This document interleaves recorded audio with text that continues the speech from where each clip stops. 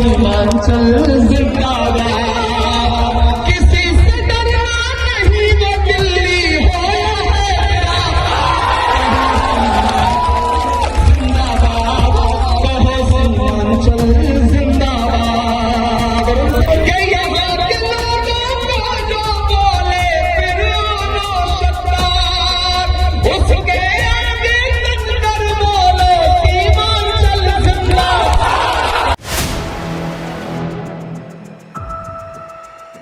शायराना अंदाज में इमरान प्रतापगढ़ी ने बिहार में ओवैसी पर बड़ा हमला बोला है। क्या कुछ कहा है इस वीडियो में आपको हम बताएंगे। नमस्कार, 4 PM पर आप सभी का स्वागत है। दोस्तों, बिहार चुनाव का माहौल गर्म है। राजनीति की सरगर्मी अपने चरम पर पहुंच चुकी है। आखिरी चरण का मतदान परसों यानी कि 11 नवंबर को होना है और फिर नतीजे 14 नवंबर को सामने आएंगे। आज प्रचार का आखिरी दिन है।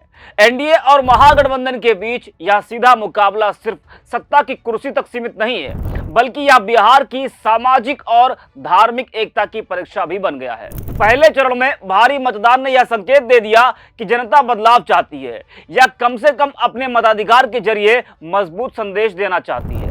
बिहार में इतिहास गवाह है, जब भी भारी मतदान हुआ है तब सत्ता का संतुलन बदला है। ऐसे में सबकी नजरें अब दूसरे चरण पर हैं, जो 11 नवंबर को होना है। दूसरे चरण में कितना प्रतिशत मतदान होगा, ये देखने वाली बात होगी। इस चुनाव में सबसे रोचक मुकाबला सीमांचल क्षेत्र में इस बार देखने को मिल सकता है, जहां ऑल इंडिया मजलिस इत्तेहादुल मुस्लिमीन यानी कि AIMIM ओवैसी की पार्टी मैदान में है। 2020 के विधानसभा चुनाव में AIMIM ने सीमांचल की 5 सीटें जीतकर सबको चौंका दिया था। ये सीटें परंपरागत रूप से महागठबंधन के वोट बैंक मानी जाती थी और AIMIM की सफलता ने महागठबंधन को बड़ा झटका दिया था। इस बार भी ओवैसी ने सीमांचल की कई मुस्लिम बहुल सीटों पर प्रत्याशी उतारे हैं, जिससे महागठबंधन के माथे पर चिंता की लकीरें साफ दिख रही हैं। महागठबंधन लगातार AIMIM पर यह आरोप लगा रहा है कि ओवैसी जहां भी चुनाव लड़ते हैं वहां भाजपा या एनडीए को अप्रत्यक्ष रूप से फायदा पहुंचाते हैं। उनका तर्क है कि ओवैसी के आने से मुस्लिम वोटों का बंटवारा होता है, जिससे एनडीए उम्मीदवार को सीधा लाभ मिलता है। यही वजह कि महागठबंधन के कई मुस्लिम बड़े नेता इन दिनों सीमांचल में डेरा डाले हुए हैं और जनता से, खासकर मुसलमानों से न बंटने की अपील कर रहे हैं।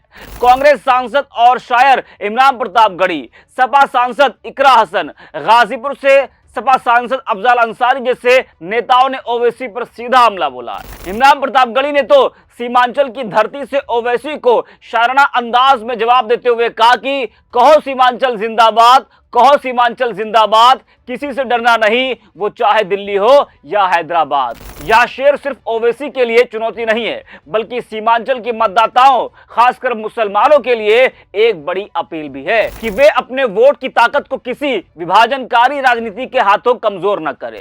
जरा आप भी सुनिए इमरान प्रतापगढ़ी। सीमांचल जिंदाबाद, आपकी तालियों का शोर जाना चाहिए। पटना से होता हुआ दिल्ली, होता हुआ वहां तक भी जाना है कि कहो सीमांचल जिंदाबाद, कहो सीमांचल जिंदाबाद, किसी से डरना नहीं, वो दिल्ली हो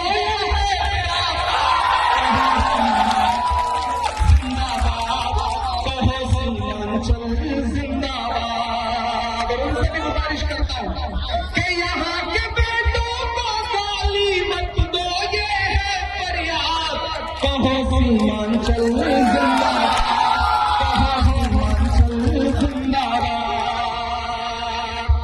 कि यहाँ की गुर्बत का मजाक कुछ लोग उड़ाने आए हैं, यहाँ की गुर्बत का मजाक कुछ लोग उड़ाने आए हैं और भाई को भाई से गाली दिलवाने आए हैं और भाई को भाई बाप मेहमानों के चक्कर में पड़ना बंद करो। नसीहत है मेरी कि गाली बाप मेहमानों के चक्कर में पड़ना बंद करो। इनकी बातों में आपस में लड़ना बंद करो, इनकी बातों में आकर आपस में लड़ना बंद करो। यहाँ के लोगों का जो बोले फिर आना शब्द। अगली लाइन में ना आपका दिल अगर ढक से हो ना तो अपनी तालियां आसमान तक पहुंचाना कि यहाँ के लोगों का जो बोले फिर आना शब्द। उसके आगे कर बोलो सीमांचल जिंदाबाद।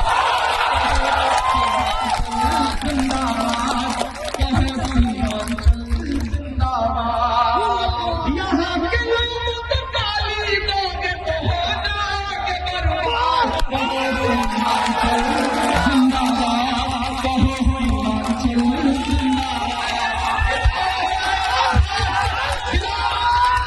तो सुना आपने, इससे पहले और भी महागठबंधन के कई मुस्लिम नेता ओवैसी पर हमला बोल चुके हैं। बता दें कि महागठबंधन की रणनीति साफ है, उसे सीमांचल के मुस्लिम वोटों को एकजुट रखना है। वही ओवैसी का दावा है कि वे किसी का वोट नहीं काटते बल्कि मुसलमानों को राजनीतिक आवाज देते हैं। उनका कहना है कि वे किसी के खिलाफ नहीं है बल्कि हक की लड़ाई लड़ने के लिए मैदान में है। लेकिन सच्चाई यह भी है कि बिहार की चुनावी गणित में मुस्लिम वोटों का बिखराव हमेशा भाजपा और एनडीए के लिए फायदेमंद साबित हुआ है। बिहार में 2020 के विधानसभा चुनाव में सीमांचल में एआईएमआईएम ने 5 सीटें जीतकर हलचल मचा दी थी। एआईएमआईएम की इस जीत को महागठबंधन के लिए बड़ा झटका माना गया था। एआईएमआईएम ने अमौर, बहादुरगंज, बायसी, जोकीहाट और कोचाधामन सीटें जीती थी। इनमें से 3 सीटों पर महागठबंधन के उस समय के विधायक तीसरे नंबर पर रहे थे। ये सीटें थी अमौर, बहादुरगंज और बायसी। इन तीनों सीटों पर दूसरे नंबर पर एनडीए के प्रत्याशी थे और तीसरे पर महागठबंधन। जाहिर तौर पर मुस्लिम बहुल सीमांचल में मुस्लिम वोटों का बंटवारा हुआ था और महागठबंधन को बड़ा नुकसान हुआ था। वहीं अब एनडीए इस स्थिति से वाकिफ है कि वह चुपचाप इस विभाजन से मिलने वाले लाभ को देख रही है। भाजपा और जेडीयू की संयुक्त रणनीति का मकसद है कि विपक्षी वोट जितना बटे उतना बेहतर। इसलिए एनडीए के नेता एआईएमआईएम पर सीधे हमले से बच रहे हैं, बल्कि मैदान में महागठबंधन और ओवैसी के बीच की तकरार को अपने लिए राजनीतिक अवसर के रूप में देखते हैं। सीमांचल और बिहार का यह चुनाव सिर्फ सीटों का नहीं है बल्कि विचारों का भी है। एक तरफ महागठबंधन अपने एकता के संदेश के साथ मैदान में है, वहीं ओवैसी स्वतंत्र मुस्लिम राजनीति की बात कर रहे हैं। इमरान प्रतापगढ़ी और उनके जैसे नेताओं की चिंता यही है कि अगर यह प्रयोग दोहराया गया तो भाजपा के लिए बिहार में रास्ता आसान हो सकता है। आखिर में सवाल यही है, क्या ओवैसी की एंट्री बिहार की राजनीति में एक नई दिशा देगी या फिर यह एनडीए के लिए एक अप्रत्यक्ष वरदान साबित होगी? क्या महागठबंधन सीमांचल में अपने पारंपरिक वोट बैंक को बचा पाएगा या फिर 2020 की कहानी दोहराई जाएगी? बिहार की राजनीति में हर चुनाव जाति, धर्म और विकास के मुद्दों के बीच झुलती रही है, लेकिन इस बार का चुनाव एक और गहरी बात कहता है। बिहार की जनता अब केवल वादों पर नहीं बल्कि परिणामों पर वोट दे रही है। भारी मतदान इस बात का संकेत है कि मतदाता जागरूक है। अब देखना यह होगा कि यह जागरूकता सत्ता के तराजू को किस तरफ झुकाती है। क्या महागठबंधन की मेहनत रंग लाएगी या एनडीए की रणनीति फिर से सफल होगी? सीमांचल की आवाज, पटना की राजनीति और दिल्ली की गूंज, सबकी दिशा अब 11 नवंबर के मतदान से तय होगी। बिहार का ये चुनाव सिर्फ नेताओं का नहीं बल्कि जनता की समझदारी की सबसे बड़ी परीक्षा है। सभी को इंतजार है 14 नवंबर को आने वाले नतीजों का। तो इस वीडियो में इतना ही। आप देखते रहे 4PM।